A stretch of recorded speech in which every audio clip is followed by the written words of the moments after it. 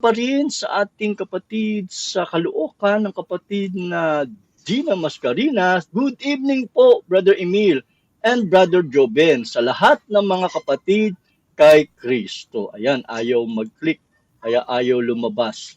Ganun pa man, salamat kapatid na Gina at magandang gabi din po sa inyo dyan. At mula po, ayun, lumabas na.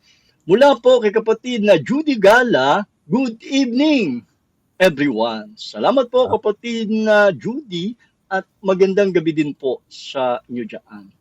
Mula po kay kapatid na Araceli from Santa Rosa Church of Christ, watching good evening at everyone.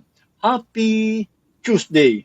Happy watching, listening, and learning to us all. Salamat po kapatid na Araceli at magandang gabi din po sa inyo dyan. At syempre, pati na po kay kapatid na Archie, kapatid na Boy Urbano.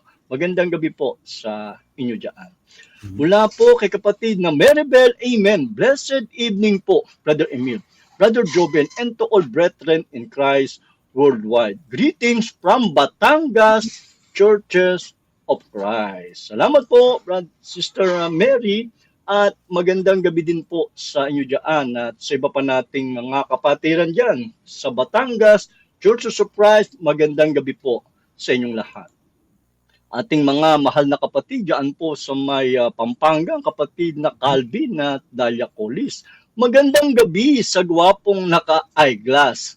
Jack and Poy kayo mga bro, kung sino magandang gabi din kay Sister Jenny Mergal at sa mga kapatiran worldwide. Kasi parehas tayo nakaka-sunglass, Brother Jobin. Anyway, keep on listening mga kapatid sa salita ng ating Diyos sapagkat yan lang talaga ang makapagliligtas sa atin kung isa sa isip at isa sa puso mo ito. God bless. Salamat kapatid na Calvin at Dalia Colis. Magandang gabi din sa inyo dyan.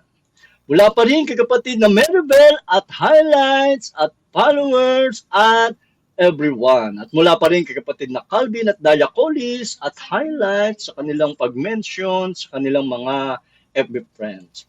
Mula pa rin po kay kapatid na Araceli, blessed evening, Brother